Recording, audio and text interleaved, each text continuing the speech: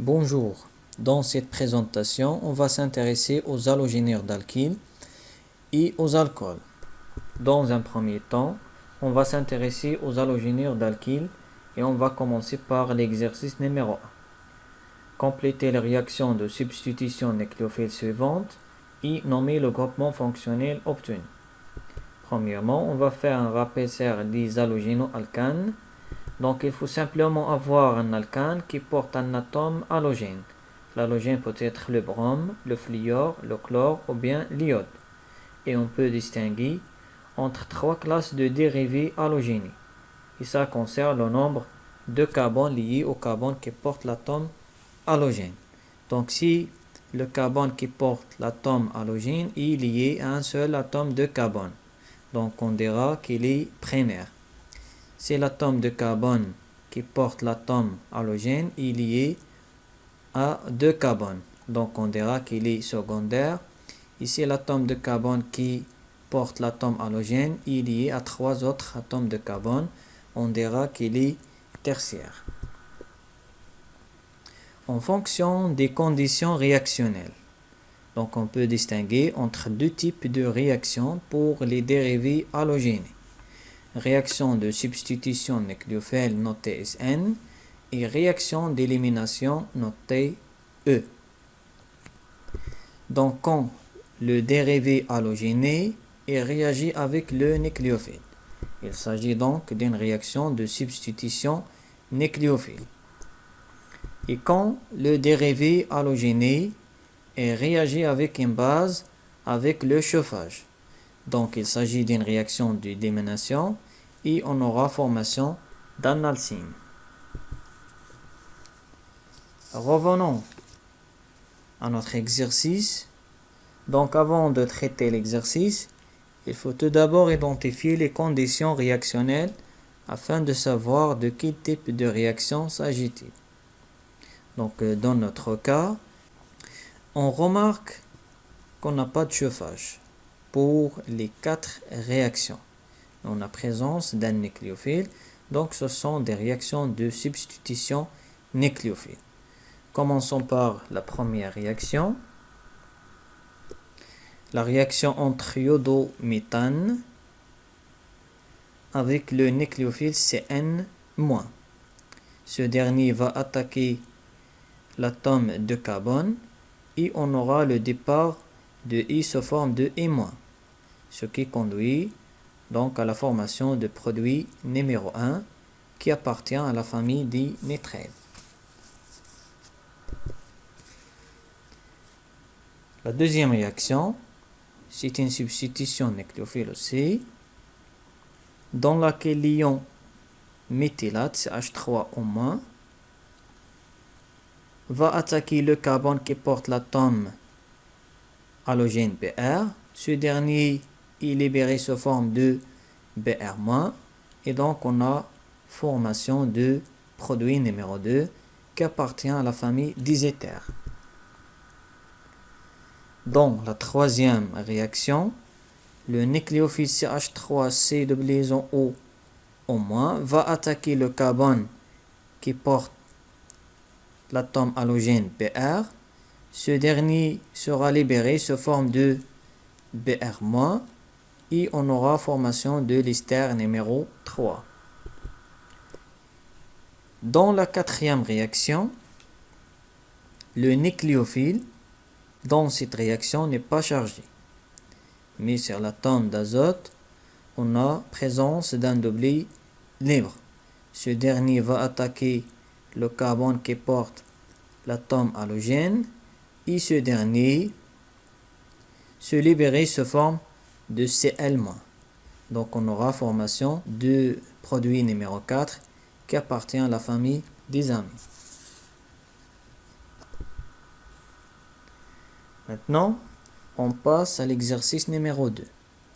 Les composés suivants peuvent sous l'action d'une base conduire à des produits d'élimination. Donnez pour chacun des cas le ou les produits attendus. Donc dans ces conditions réactionnelles, présence d'une base forte comme NaOH et avec le chauffage.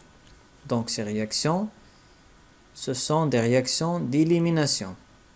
Donc en général, lorsqu'on fait une élimination, on aboutit au produit le plus substitué. Donc on va commencer par la première réaction. Donc c'est une réaction d'élimination dans laquelle on a l'élimination de molécules He. Donc on a deux possibilités, soit l'élimination de l'atome d'hydrogène qui est porté par ce carbone en alpha. Donc on aura formation d'une double liaison ici, ce qui conduit à la formation donc de ce produit. Soit on a l'élimination de l'atome d'hydrogène qui est porté par ce carbone en alpha. Donc on aura formation d'une double liaison ici, donc formation de deuxième produit. Et comme les deux produits sont identiques, donc on peut écrire la réaction sur la forme suivante. Deuxième réaction. Donc c'est une réaction d'élimination. Donc on aura l'élimination de la molécule HBr. Dans ce cas, on a une seule possibilité, l'élimination du brome qui est porté par ce carbone et l'élimination de l'hydrogène qui se trouve sur ce carbone en alpha. Donc on aura formation d'une double liaison entre ce carbone et ce carbone, donc formation de produit B. Troisième réaction, c'est une réaction d'élimination aussi. Donc on a deux possibilités, soit l'élimination de HCl, et donc formation d'une double liaison ici. Donc on aura formation de ce produit. Ou bien l'élimination de HCl, et donc formation d'une double liaison entre les deux carbones, et donc on aura ce deuxième produit. Comme les deux produits sont identiques, donc on peut écrire la réaction sur la forme suivante. Quatrième réaction, donc c'est une élimination aussi.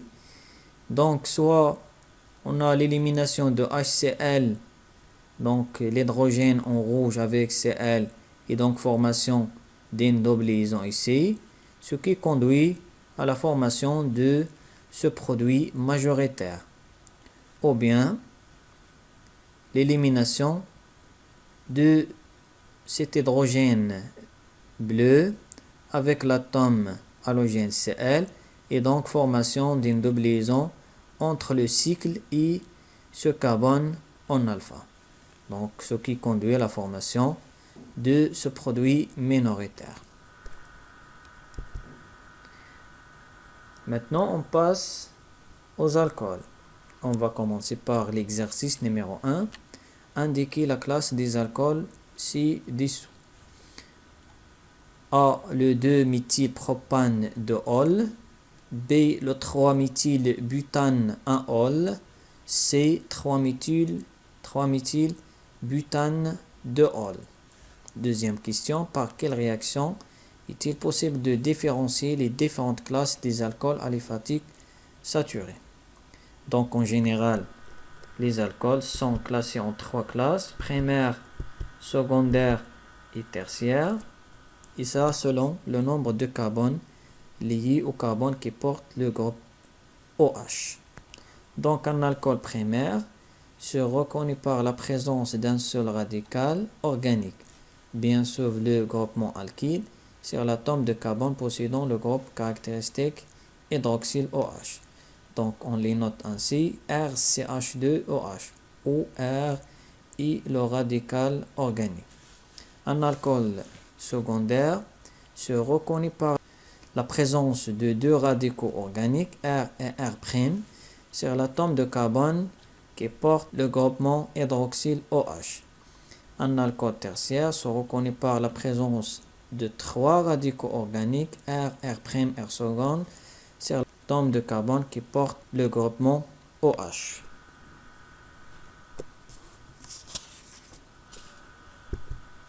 Revenons à l'exercice. Donc pour l'alcool A, Le carbone fonctionnel, c'est-à-dire le carbone en rouge, est lié à 3 autres atomes de carbone, donc il s'agit d'un alcool tertiaire. Pour l'alcool B, donc le carbone fonctionnel, c'est-à-dire le carbone qui porte le groupement hydroxyle OH, est lié à un seul carbone, donc il s'agit d'un alcool primaire. L'alcool C, le carbone fonctionnel est lié à 2 autres atomes de carbone, donc il s'agit d'un alcool secondaire.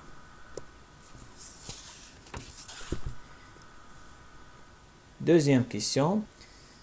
Par quelle réaction est-il possible de différencier les différentes classes des alcools aliphatiques saturés?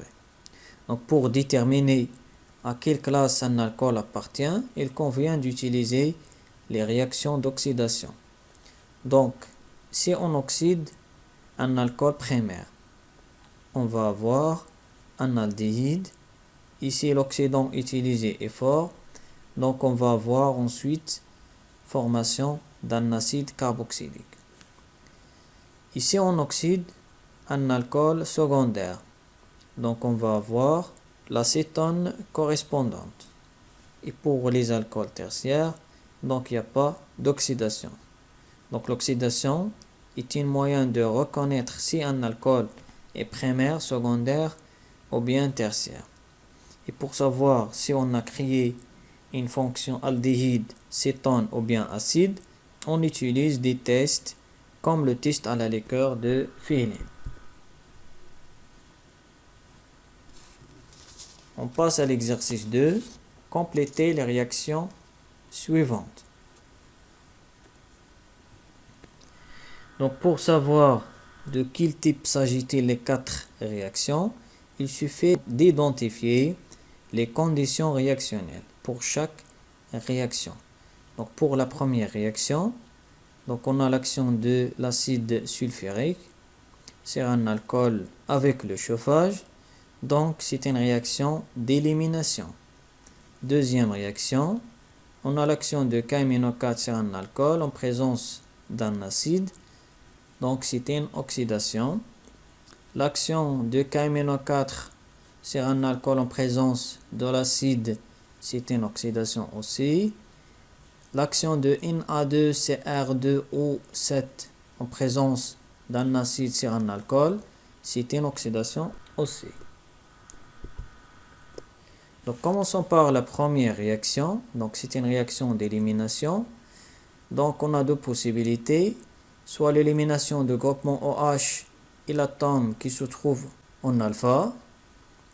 Donc on aura formation de l'alcine suivant, soit l'élimination de OH avec l'OH qui se trouve sur ce carbone en alpha et on aura une double liaison ici. Et comme ce produit c'est le produit le plus substitué, donc c'est le produit de Zaïtsif. Deuxième réaction, c'est une oxydation d'un alcool secondaire. Donc le carbone fonctionnel est lié à 2 autres atomes de carbone, donc c'est un alcool secondaire. Donc l'oxydation d'un alcool secondaire conduit à la formation de l'acétone correspondant. Troisième réaction, donc c'est une oxydation d'un alcool primaire.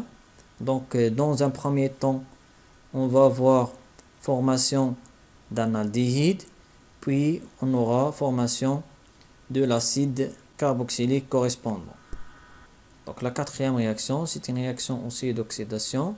Donc l'oxydation d'un alcool tertiaire. Donc les alcools tertiaires ne s'oxydent pas. Donc aucune réaction pour les alcools tertiaires. On va s'arrêter là. Merci de votre attention.